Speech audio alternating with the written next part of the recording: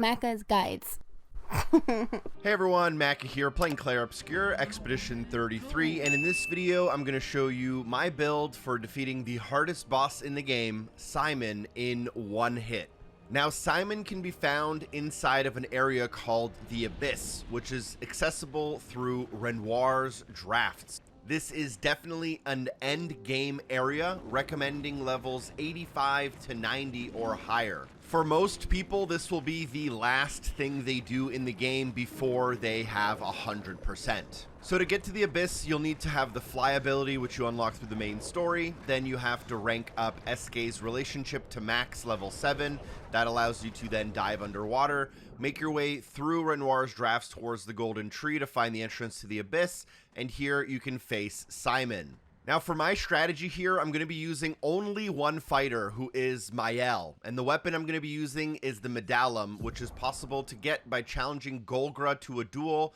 They're available inside of the Gestural Village. You'll definitely want to have this weapon at level 33, and for your attributes, put all your points into agility, defense, and then the rest into might. For skills, we're only going to basically need 2 of them because we're defeating the boss in basically one hit, and those are going to be Last Stand and Stendhal. The most important part of the build is Pictos and Luminas. The ones I have equipped are Cheater, which allows me to play twice in a row. This one is a must. And then Energy Master and Energizing Turn allow me to make more action points, which is very helpful. Now in Luminas, I'm spending 192 points. You can spend more, but I wanted to keep it simple. That first row is really important. At Death's Door, Augmented Strike, and Auto Powerful are all great buffs to have for a fight like this. We'll basically be applying anything that allows us to do more damage. Another important one is Confident Fighter. This increases 30% damage. We can't heal, which we don't need to heal. Critical Moment can help get us a crit shot if we need it.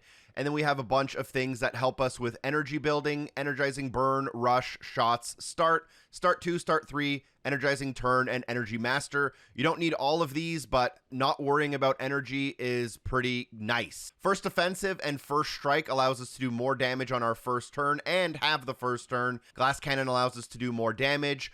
Immaculate allows us to do more damage. Inverted Affinity allows us to do more damage. Marking Shots can help, but isn't necessary. It allows us to get marks on enemies. Painted Power is an absolute must. You'll get that through story progression. Powered Attack can help increase our damage by 20%. Shortcut is an absolute must. It allows us to play immediately after falling below 30%. Solo Fighter allows us to get 50% more damage if we're playing solo. Tainted and Warming Up aren't necessary, but can be helpful. Additionally, if you go down the list, Second Chance can get you a free revive if you think you're not going to be doing enough damage. And last but not least, Roulette will allow you to roll the dice for 200% damage. And in some cases, you can get lucky and just beat the boss through sheer luck if you're not doing enough damage. Now, you don't need exactly the same build, but it can be helpful. You should adjust your build based on how many Lumina points you have and what Pictos you have as well.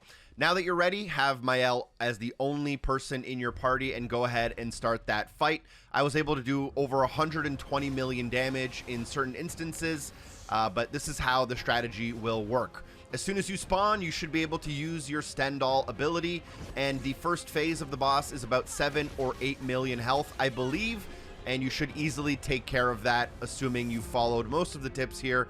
I did 29 million. And then we're going to continue and start in the second phase, which has a little bit of a different trick because we're actually going to be attacking the boss twice, as they have approximately 50 million health, and that's a little bit out of our range for this build specifically. Now we're going to start the second phase the same way with Stendhal, knowing we're getting a bunch of buffs like Inverted Affinity, Immaculate Health, Solo Fighter, and the works. You should be getting around 20 to 30 million easily, but it can go much, much higher. Now here's where the little trick comes in. On your second turn, you can try using your free aim shot to get a burn proc or a mark. That'll do more damage, but it's not necessary. But more importantly, at the end of that turn, you want to use Last Stand.